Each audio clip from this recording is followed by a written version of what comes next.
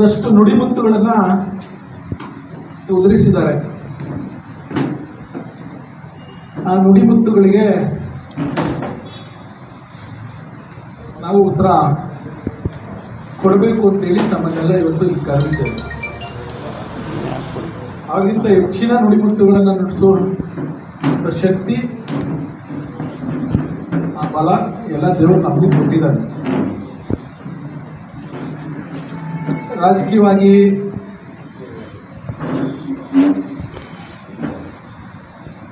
ಸಮಾಜಮುಖಿಯಾಗಿ ಕೆಲಸ ಮಾಡುವಂತ ಈ ಒಂದು ಪ್ರಕ್ರಿಯೆಯಲ್ಲಿ ನಾವೆಲ್ಲ ಬಹಳ ಗೌರವವಾಗಿ ಎಚ್ಚರಿಕೆಯಿಂದ ಪದಗಳನ್ನು ಬಳಸಬೇಕಾಗ್ತದೆ. ನನಗೆ ಅವ್ರ ಬಗ್ಗೆ ಬಹಳಷ್ಟು ಗೌರವ ಇದೆ, ಅಭಿಮಾನನೂ ಕೂಡ ಇದೆ. ಆದರೆ ಅವ್ರಿಗೆ ನಾನು ಎಲ್ಲಾದರೂ ಒಂದು ಸಣ್ಣ ಪದ ಏನಾದರೂ ಬಳಸಿದ್ರೆ ನನ್ನ ಮನಸ್ಸಿಗೆ ವ್ಯಥೆ ಆಗ್ತದೆ, ನನ್ನ ಕಾನ್ಶಿಯಸ್ ಕೂಡ ಪರ್ಮಿಟ್ ಮಾಡ್ಕೊಳ್ಳಲ್ಲ. ನಾನು ಬಹಳ ಸರಿ ಹೇಳಿದ್ದೀನಿ, ಯಾಕಪ್ಪ ನಾನು ಇದು ಮಾತಾಡಬಾರ್ದಾಗಿತ್ತು, ಅವ್ರ ಬಗ್ಗೆ ಮಾತಾಡ್ಬಿಟ್ನಲ್ಲ, ತಪ್ಪಾಗಬೇಕಾಯ್ತಲ್ಲ ಅಂತೇಳಿ ನನಗೆ ನಾನೇ ಪ್ರಶ್ನೆಗಳನ್ನು ಹಲವಾರು ಸಂದರ್ಭದಲ್ಲಿ ಹಾಕ್ಕೊಂಡೆ. ನಂತರ ಯೋಚನೆ ಮಾಡಿ ನಾನು ಶಾಸಕನಾದ್ಮೇಲೆ ಇಲ್ಲ ಅವ್ರ ಬಗ್ಗೆನೇ ಅಂತಲ್ಲ, ಯಾರೊಬ್ಬರ ಬಗ್ಗೆ ಮಾತನಾಡಬೇಕಾದ್ರು ಗೌರವಯುತವಾಗಿ ಒಂದು ಘನತೆಯಿಂದ ಮಾತನಾಡಬೇಕಾಗ್ತದೆ.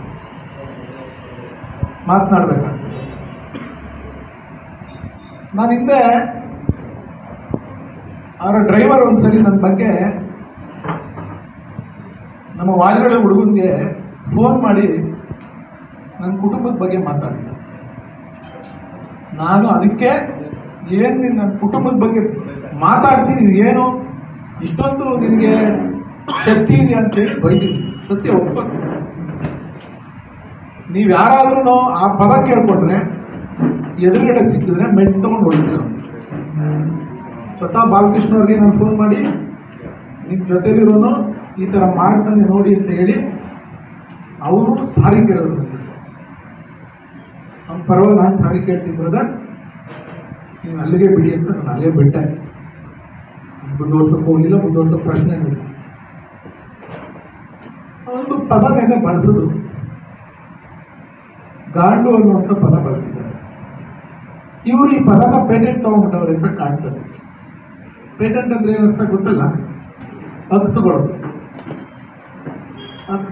ಪದದ ಹಕ್ಕನ್ನ ತಗೊಂಡ್ಬಿಟ್ರೆ ಯಾರು ಬಳಸಂಗಿಲ್ಲ, ಅವ್ರು ಮಾತ್ರ ಬಳಸ್ತಾರೆ. ಅದನ್ನ ಹಕ್ಕನ್ನ ತಗೊಂಡ್ಬಿಟ್ಟವ್ರೆ ಅಂತ ಕಾಣ್ತದೆ. ಸೊ ಇದನ್ನ ಇವಾಗಿಂದ ಅಲ್ಲ, ಯಾರು DYSP ಒಬ್ರು ಪಾಪ ಸೂಸೈಡ್ ತೀರ್ಕೊಂಡ್ಬಿಟ್ರು, ಅಂಡಿಬಾಗ್ ಅಂತ, ಏನೋ ಅಂಡಿಬಾಗ್ ಕಲ್ಲಪ್ಪ ಅಂಡಿಬಾಗ್.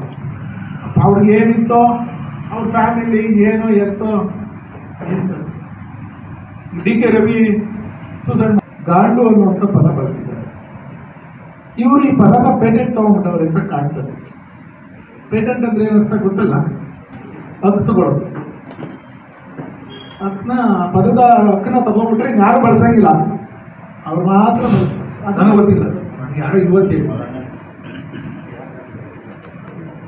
DYSP ಅವರಿಗೆ ಗಾಂಡು ಅಂತ ಪದ ಬಳಸಿದ್ದಾಯ್ತು. ಕಾಂಗ್ರೆಸ್ಸಿಗರೆಲ್ಲ ಗಾಂಡುಗಳು ಅಂತೇಳಿ ಪದ ಬಳಸಿದ್ದಾಯ್ತು, ಭಾಷಣ ಮಾಡಿದ್ದಾಯ್ತು. MP ಅವ್ರ ಬಗ್ಗೆ ಗಾಂಡು ಅಂತ ಪದ ಬಳಸಿದ್ದಾಯ್ತು, ರೇವಣ್ಣವ್ರ ಬಗ್ಗೆ ಪದ ಬಳಸಿದ್ದಾಯ್ತು. BJP ಅವರೆಲ್ಲ ಎಲ್ಲಿದ್ದಾರೆ, ಅದಾದ ಪುಲ್ವಾಮಾ ದಾಳಿ ಒಂದ್ಸರಿ ಸ್ಟೇಟ್ಮೆಂಟ್ ಮಾಡ್ತಾರೆ, ಅವರೆಲ್ಲ ಗಾಂಡುಗಳು ಅಂತ. ಕಳೆದ 15-20 ದಿವಸದಲ್ಲ, ಒಂದು ತಿಂಗಳೆಲ್ಲ ನಮ್ಮ DCM ಅವ್ರ ಬಗ್ಗೆ, ಡಾಕ್ಟರ್ ಅಶ್ವಥ್ ನಾರಾಯಣ ಅವ್ರ ಬಗ್ಗೆ ಈ ಪದ ಬಳಸಿದ್ರು, ಗಾಂಡು ಅನ್ನೋ ಪದ. ನನಗೆ ಬಳಸೋರು ತೊಂದರೆ ಇಲ್ಲ, ನಾನು ಸ್ವೀಕಾರ ಮಾಡ್ತೀನಿ. ನಾವಾಗ ಮಾಡಲಿಲ್ಲ.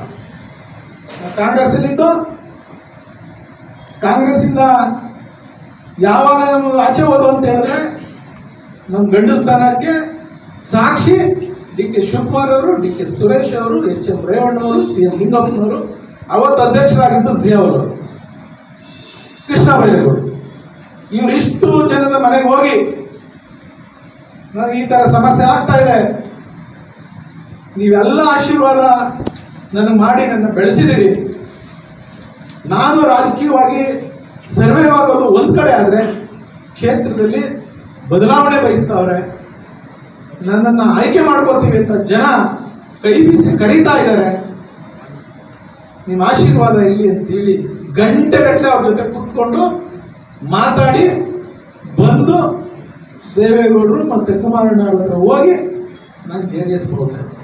ಅದು ನನ್ನ ಗಟ್ಟಿಸ್ತಾನೆ. ನನಗಿದೇನೋ ವ್ಯತ್ಯಾಸ ಆಗೋಯ್ತು ಅಂತ ಹೇಳಿ ನಾನು ಹೋಗಿ ಕುಮಾರಣ್ಣನ ಹತ್ರ, ದೇವೇಗೌಡ ಅಪ್ಪಾಜಿಯರ ಹತ್ರ ಹೋಗಿ ನಾನು ಕೆಲಸ ಗೆದಿಬೇಕು ಅಂತ ಹೇಳಿ ನಾವೆಲ್ಲ ನೀರಿನ ಮೇಲೆ ಗುಳ್ಳೆ, ಪ್ರಪಂಚದಲ್ಲಿ ಇರೋರೆಲ್ಲರೂ ಅದಕ್ಕೆ ಯಾರಿಗೂ ಏನು ಅಧಿಕಾರ ಶಾಶ್ವತ ಇಲ್ಲ, ಯಾವುದೂ ಶಾಶ್ವತ ಇಲ್ಲ. ಅವ್ರು ಮಾತ್ರ ಕಳಪ ಕಾಮಗಾರಿ ಮಾಡಿ ತೋರಿಸ್ಲಿ,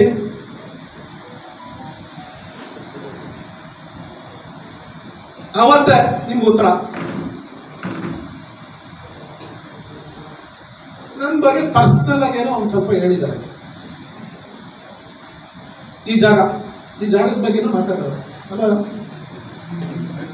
ಯಾರೋ ಆಫೀಸ್ ಮಾಡ್ಬಿಟ್ಟ ಇದೀವಂತೆ, ಈ ದಾಖಲೆನೇ ಎಲ್ಲೋ ಕೊಟ್ಬಿಟ್ಟಿದೀವಂತೆ, ಯಾರಿಗೋ ಚೆಕ್ ಕೊಟ್ಬಿಟ್ಟಿದೀವಂತೆ, ಸಾಲ ಮಾಡ್ಬಿಟ್ಟಿದ್ವಿ. ಹೌದು, ಸಾಲ ಮಾಡಿದ್ದೀನಿ.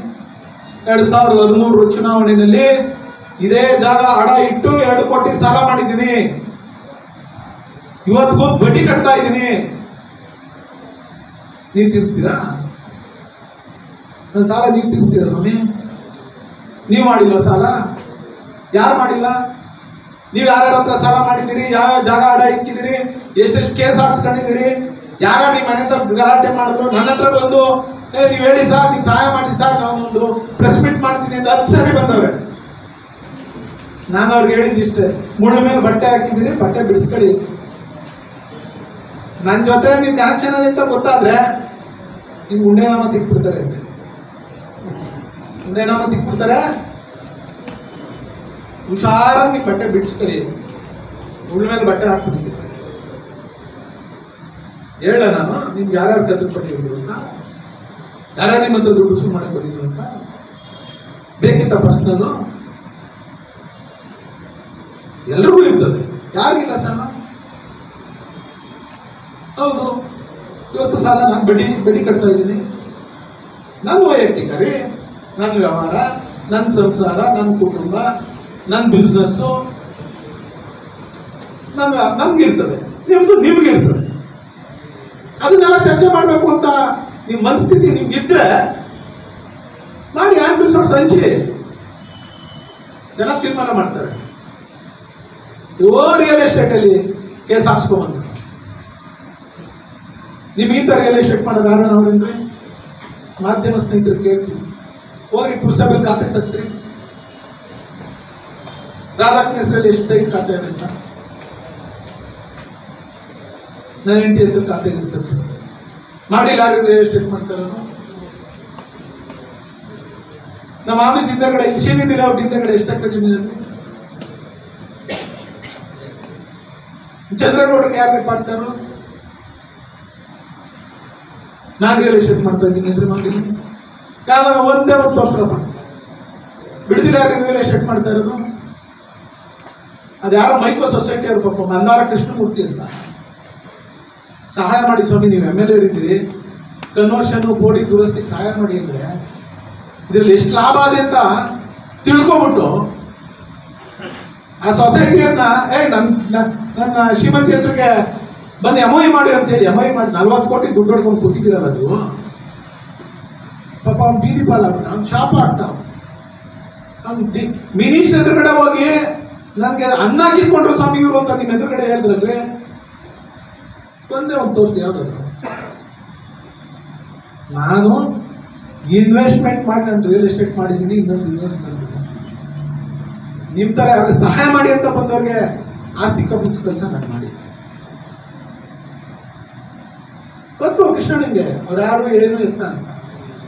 ನನ್ನ ಹತ್ರ ಬಂದಿದ್ರು ಅವರು, ಹೋಗ್ರಿ ಸ್ಟೇ ಮಾಡಿಸ್ರಿ ಅಂತ ಸಪೋರ್ಟ್ ಮಾಡಿದ್ದೀವಿ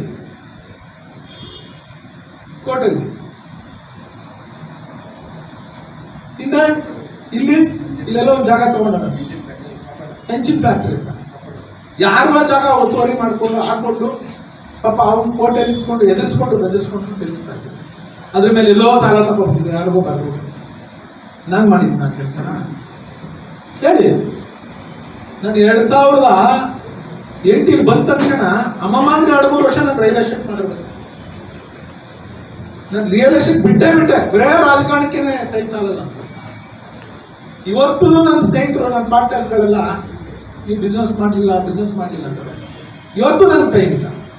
ನೀವು ಪುರ್ಸೋತಿದ್ದೀರಿ ಅಂತ ಕೆಂಗೇರಿ ಹತ್ರ BJS ಹಾಸ್ಪಿಟಲ್ ಹಿಂದಗಡೆ ಎಸ್ಸಿ ಜಮೀನು ತಗೊಂಡು ರಿಯಲ್ ಎಸ್ಟೇಟ್ ಮಾಡ್ತಾ ಇದ್ರಿ. ನೆಲಮಂಗಲದಲ್ಲಿ 2 ಎಕರೆ ಜಮೀನ ಮಾಂಡಿ ರಂಗಯ್ಯ ಹೆಸರಲ್ಲಿ ಎಸ್ಸಿ ಜಮೀನ ಕೇಸ್ ಹಾಕ್ಸ್ಕೊಂಡ್ರಿ. ಕಾಂಪೌಂಡ್ ಹಾಕಕ್ ಹೋಗಿ ಹುಣಸೂರ್ ಹತ್ರ ರಿಯಲ್ ಎಸ್ಟೇಟ್ ಮಾಡ್ತಾ ಇದ್ರಿ. ಪ್ರಿಯಾಪಟ್ಟಣದಲ್ಲಿ ರಿಯಲ್ ಎಸ್ಟೇಟ್ ಮಾಡ್ತಾ ಇದ್ರಿ. ತಾವರೆಕೆರೆಯಲ್ಲಿ ರಿಯಲ್ ಎಸ್ಟೇಟ್ ಮಾಡ್ತಾರೆ. ನೀವು ನಾವು ಅದಕ್ಕೆ ಬೇಕಾದ್ರೆ ಹೇಳ್ತಾರೆ ನಾನು ಬಿಸ್ನೆಸ್ ನಾನು ಕಡೆ ಅಂದ್ಬಿಟ್ಟು ನಾನೇನು ಹೇಳಿದ್ದೆ ನೀವು ರಿಯಲ್ ಎಸ್ಟೇಟ್ ಮಾಡಬೇಕು. ನನಗೆ ಯಾಕೆ ಹೇಳ್ತೀರಿ ಸ್ವಾಮಿ ನೀವು ರಿಯಲ್ ಎಸ್ಟೇಟ್ ವಿಚಾರನ ಹೇಳ್ಬೇಕಲ್ಲ. ಮಾಂಡಿನಲ್ಲಿ ಎಷ್ಟು ಖಾತೆ ಇವೆ ಅಂತ ಏನಕ್ಕೆ ತಗೊಂಡ್ರಿ, ಏನ್ ಮಾಡಿದಿರಿ, ಏನಕ್ಕೋಸ್ಕರ ಎಲ್ಲ ದಾನ ಕೊಡ್ತಾ ಇದ್ದೀರಾ? ಲೇಔಟ್ ಮಾಡ್ಬಿಟ್ಟು ಅದಕ್ಕೆ ಎಲ್ಲಾದ್ರೂ ದಾನ ಕೊಡ್ತಾ ಇದ್ದೀರಾ ಬಡವರಿಗೆ? ಇಲ್ಲ ಪತ್ರಿಕಾರ್ತರಿಗೆ ಯಾರೇನೋ ದಾನ ಕೊಡ್ತೀವಿ, ಒಂದೊಂದು ಸೈಟ್ ಕೊಡ್ತೀವಿ ಅಂತ ಹೇಳಿದ್ದೀರಾ? ಏನಾದ್ರೂ ಒಂದು ಇರ್ಬೇಕಲ್ಲ. ಪಾರ್ಕ್ ಮಾತಾಡೋದು. ಹೌದು, ನಾನು ಮಂಜುಗೂ ಬಾಲಿಗೆ ಅವ್ರು ಕೌನ್ಸಿಲ್ ನಾನು ಪತ್ರ ಕೊಟ್ಟೆ. ಪಾರ್ಕ್ ಎಲ್ಲ ಒಣಗೋಯ್ತು, ಯಾರು ಮೇಂಟೈನ್ ಮಾಡ್ತಿಲ್ಲ ಅಂತ. ನೋಡಪ್ಪ, ನನ್ನ ಅಂದ್ರೆ ಕಂಪನಿ ಇದೆ, ಕಂಪನಿ ನಮಗೆ ಟ್ಯಾಕ್ಸ್ ಎಕ್ಸೆಂಪ್ಷನ್ ಬರುತ್ತೆ. ನಾವೇನಾದ್ರೂ ಖರ್ಚು ಮಾಡೋಣ, ಕಾನ್ಸ್ಟಿಟ್ಯೂನ್ಸಿಗೆ ಮಾಡೋಣ. ನನ್ನ ಕಂಪ್ನಿ ಲೆಟರ್ ಒಂದು ಲೆಟರ್ ಕೊಡಿಸ್ತೇನೆ. ನನ್ನ ಕಂಪ್ನಿಗೆ ಮೇಂಟೆನೆನ್ಸ್ಗೆ ನೀವು ರೆಗ್ಯುಲೇಷನ್ ಮಾಡಿ ನಾನು ಆರ್ಡರ್ ಕಾಪಿ ಕೊಡ್ಬೇಕು, ನಾನು ಮೇಂಟೈನ್ ಮಾಡಿ. ಇವ್ರು ಸಭೆಯಲ್ಲಿ ಇದ್ದವರು ಆಯ್ತು ಕೊಡ್ರಿ ಅಂತ ಹೇಳ್ತೀವಿ. ಆ ಕ್ಷಣಕ್ಕೆ ಕೊಡಿಸ್ಬೇಕಾಯ್ತಲ್ಲ ನೀವು. ಸಭೆಯಲ್ಲಿ ಮೀಟಿಂಗ್ ಇದ್ರಲ್ಲ ಸ್ವಾಮಿ, ನೀವು ಅವಾಗ ಶಾಸಕರಾಗಿ ಅವತ್ತನೇ ಒಂದು ಆರ್ಡರ್ ಹಾಕು ಅಂತ ಹೇಳಿ ಚೀಫ್ ಆಫೀಸರ್ಗೆ ಆರ್ಡರ್ ಹಾಕಿ ನನ್ನ ಕಂಪ್ನಿಗೆ ಕೊಟ್ಟಿಲ್ಲ, ನಾನು ಮಾಡಿಸ್ತೀನಿ. ಆರ್ಡರ್ ನನ್ನ ಹೆಸರಲ್ಲಿ ಬಿದ್ದೋಗ್ಬಿಡ್ತಲ್ಲ, ನಿಮ್ಮ ಹೆಸರು ಪಕ್ಕ ಅಂತ ಹೇಳ್ಬಿಟ್ಟು ನನ್ನ ಕಂಪ್ನಿ ಹೆಸರಲ್ಲಿ ಬಿದ್ದೋಗ್ಬಿಡ್ತದೆ ಅಂತ ನೀವು ಕೊಡಿಸ್ತೀವಿ. ನಾನೇನೋ ಇಲ್ಲೇನೋ ಬಿಟ್ಟಿದ್ದೀರಿ, ಕೊಡ್ಸಿರಿ ಅವತ್ತು ನೀವು. SC ಬಾಲಕೃಷ್ಣ ಪಾರ್ಕ್ನ ನಾನು ಮೇಂಟೈನ್ ಮಾಡಿ. ಎಂತ ಸ್ವಾರ್ಥಿಗಳು ನೀವು ಅಂದ್ರೆ, ನೀವು ಜೀವಂತ ಇರ್ಬೇಕಾದ್ರೆ ನಿಮ್ಮ ಹೆಸರು ಪಾರ್ಕ್ ಹೆಸರು ಇರ್ತದೆ. ಇದನ್ನ ಕೇಳಿದ್ರೆ ತಪ್ಪು. ಯಾರೋ ಅಭಿಮಾನಿಗಳು ನಿಂತುಬಿಟ್ರು ರೆಗ್ಯುಲೇಷನ್. ಖುಷಿ ಆಯ್ತು. ನಾನು ಇದರಲ್ಲಿ ಪುರಸಭೆ ಬಿಲ್ಡಿಂಗು ಆಮೇಲೆ ಒಂದು ವೇದಿಕೆಗೆ ನಮ್ಮ ಜಾರಪ್ಪರ ಹೆಸರನ್ನು ಇಟ್ಟಿದ್ದಾರೆ. ಅವ್ರಿಗೆ ನಮ್ಮ ಕಣ್ಣು ಮುಂದೆ ಇಲ್ಲ, ಅವ್ರು ಶ್ರಮ ಬಿದ್ದಿದ್ರು, ಅವ್ರ ಹೆಸರು ಇಟ್ಟಿದ್ದಾರೆ. ಖುಷಿ ಆಯ್ತು. ಅಟ್ಲೀಸ್ಟ್ ನಿಮ್ ತಂದೆ ಹೆಸರಾದ್ರೂ ಇಡ್ಸ್ಬೋದಾಯ್ತಲ್ಲ ಪಾರ್ಕ್ಗೆ, ಚೆನ್ನಪ್ಪ ಪಾರ್ಕ್ ಅಂತ. ನಿಮ್ಗೆ ಎಷ್ಟು ಸ್ವಾರ್ಥ ರಾಜಕಾರಣಿ ಅಂದ್ರೆ, ನಿಮ್ಗೆ ರಾಜಕೀಯದ ದಾಹ. ಅಬ್ಬಬ್ಬ. ನಿಮಗೆ ನಾನು 2008ರಲ್ಲಿ ನಾನು ಮನೆಗೆ ಬಂದ್ರಿ. ಏನಂತ ಬಂದ್ರಿ? ಸಹಾಯ ಮಾಡಿ ನನಗೆ ಈ ಭಾಗದಲ್ಲಿ ನನಗೆ ಹೊಸ ಕಾನ್ಸ್ಟಿಟ್ಯೂನ್ಸಿ ಬಿಡುಗಡೆ ಕೊಡ್ತಾರೆ, ನಿಮಗೆ ಸ್ವಲ್ಪ ಪ್ರಾಬಲ್ಯ ಆಗಿ ನಿಮ್ಮ ಶಕ್ತಿ ಇದೆ, ಸಹಾಯ. ನಾನು ಮುಕ್ತವಾಗಿ ನಮ್ಮ ಮನೆಗೆ ಬಂದಿರಲ್ಲ ಅಂತೇಳಿ ಊಟ ಮಾಡಿಸಿ ದುಡ್ಡು ಕೊಟ್ಟು ಸಹಾಯ ಮಾಡಿ. ಇನ್ನೊಂದು ಸಾರಿ ಬಂದ್ರಿ ನಮ್ಮ ಮನೇಲಿ ಊಟ ಮಾಡಿ ಹೋದ್ರಿ. 3ನೇ ಸರಿ ಬಿಲ್ಡಿಂಗ್ ಬರೋಷ್ಟಕ್ಕೆ 79 ಕೇಸ್ ಆಗ್ತದೆ. 79 ಕೇಸ್ 79. ನಾನೆಲ್ಲ ರಿಯಲ್ ಎಸ್ಟೇಟ್ ಮಾಡ್ತೀನಲ್ಲ, AC ಅದಕ್ಕೆ ರೀ ನಿಮ್ಮ ಮೇಲೆ ಎಲೆಕ್ಷನ್ ನಿಂತ್ಕೋಬೇಕು. ನೀವು ಕೇಸ್ ಹಾಕ್ಲಿಲ್ಲ ಅಂದ್ರೆ ನಾನು ರಾಜಕೀಯಕ್ಕೆ ಬರ್ತೀನಿ, ರಾಜಕಾರಣಕ್ಕೆ ಬರ್ತಿರ್ಲಿಲ್ಲ. ನಮ್ಮ ಮೇಲೆ ಎಷ್ಟು ಕೇಸ್ ಹಾಕ್ಸಿದ್ರೆ ಮಾಜಿ ತಾಲೂಕಿನಲ್ಲಿ ಯಾರ್ಯಾರ ಮೇಲೆ ಎಷ್ಟು ಕೇಸ್ ಹಾಕ್ಸಿದಿರಿ ಅಂತೇಳಿ ನನಗೆ ಒಂದು ಅಟ್ಟಾಚಾರ ಉಂಟು. ನಾನು ಯೂತ್ ಕಾಂಗ್ರೆಸ್ ಪ್ರೆಸಿಡೆಂಟ್ ಆಗಿ ಇದು ಹೋಗ್ಲೇಬೇಕು ಕಾನ್ಸ್ಟಿಟ್ಯೂನ್ಸಿಗೆ ಅಂತ ಹೇಳಿ ಅವತ್ತು ಕಂಕಣ ಕಟ್ಕೊಂಡು ಬಂದಿದ್ವಿ. ನಿಮ್ಗೆಲ್ಲರೂ ಉಪಕಾರ ಸ್ಮರಣೆ. ನೀವು ನನ್ನ ಮನೇಲಿ 2 ಹೊತ್ತು ಊಟ ಮಾಡಿದ್ಮೇಲೆ ಅಟ್ಲೀಸ್ಟ್ ಒಂದು ಸ್ಮರಣೆ ಬೇಕಲ್ಲ.